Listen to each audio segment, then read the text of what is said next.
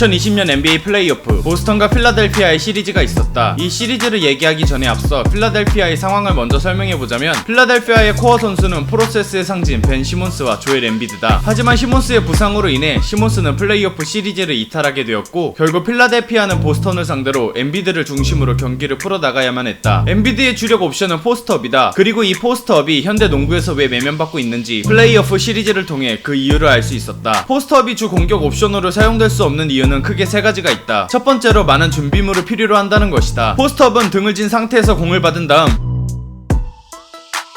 백다운, 즉 등을 돌린 상태로 골 밑으로 전진하는 것이 기본인 공격이다. 하지만 규칙으로 인해 백다운을 하는 중에는 5초 이내에 패스와 슛을 해야 하므로 골밑 근처에서 공을 잡아야 효과적으로 사용할 수 있다. 그리고 골밑으로 갈수록 수비는 두터워진다. 즉 공격수는 골밑에 자리를 잡기 위해, 또 수비수는 공격수에게 자리를 주지 않기 위해 끊임없이 자리 싸움을 하게 되고, 포스트업 준비를 하는 것만으로도 많은 체력을 소모하게 된다. 또 포스트업은 아이솔레이션, 즉 1대1 플레이이기 때문에 좋은 공격을 위해서는 공격수에게 유리한 상황, 공격수가 수비수보다 힘이 더 센 매치를 만들어 주어야 한다. 수비수가 힘으로 버틸 수 있다면 포스트업의 의미가 많이 퇴색되기 때문이다. 또 포스트업은 등을 지는 플레이를 하기 때문에 도움 수비에 취약할 수밖에 없다. 따라서 수비수가 도움 수비를 쉽게 오지 못하도록 포스트업을 하는 사람에게 많은 공간을 확보해 주어야 한다.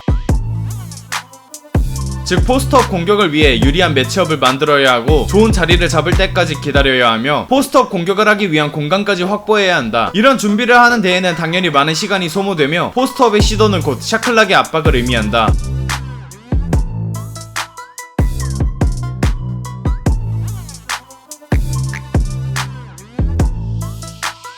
두 번째 한계는 가드의 영향을 많이 받는다는 것이다. 포스트업을 하기 위해서는 자리를 잡은 상태에서 공을 받아야 한다. 그리고 그 공의 투입은 대부분 외곽에 있는 가드들이 해준다. 앞에서 말했다시피 골밑 수비가 포스트업을 쉽게 하지 못하도록 자리 싸움을 하기 때문에 공을 투입하기 위해서는 아주 정교한 패스를 필요로 한다. 공격수만 받을 수 있는 곳으로 낮게 깔아주는 바운드 패스를 하거나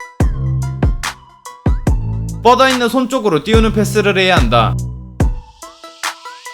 이 패스의 난이도 자체도 매우 어렵지만, 무엇보다 이런 패스를 하기 위해서는 가드들이 공을 두 손으로 잡을 수밖에 없다는 것이다. 가드가 패스를 위해 공을 두 손으로 잡는 순간 수비수들은 공격수의 공격 의지가 없는 것을 파악할 수 있으며, 곧바로 수비수들은 패스 차단만을 위한 수비로 전환하게 된다.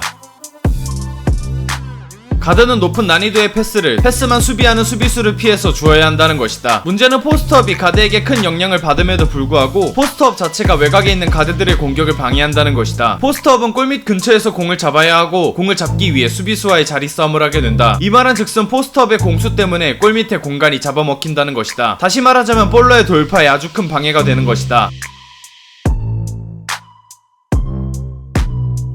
가드가 드리블을 칠 수 있는 상황이더라도 골밑에 공간이 없기 때문에 돌파가 힘들어져 가드의 수비수 입장에서는 매우 수비하기 편해진다. 슛, 돌파, 패스 중에 한 가지 옵션이 사라졌으니 말이다. 포스트업의 세 번째 한계는 어렵다는 것이다. 포스트업은 등을 지고 하는 플레이다. 다시 말하자면 시야의 확보가 어렵다는 것이고, 곧 더블팀에 매우 취약하다는 것이다.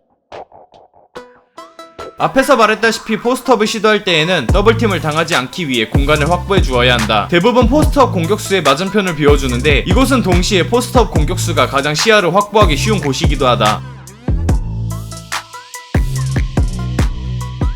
공간을 비워주는 공격수를 수비수가 무시한 상태로 더블팀을 가게 된다면 확실한 노마크 찬스인 공격수가 있지만, 등을 진 상태에서 수비 2명을 달고 시야가 없는 곳에 패스를 하기란 결코 쉽지가 않다.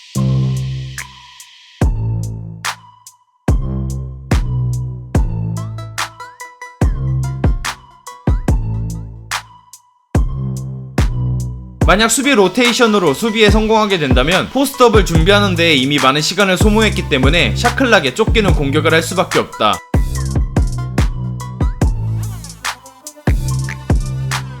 더블팀이 오지 않는다고 하더라도 포스트업 공격은 항상 수비수를 동반하여 슛을 쏘기 때문에 확실한 피지컬의 우위를 갖고 있지 않는 이상 대부분의 공격은 터프샷이 돼버린다.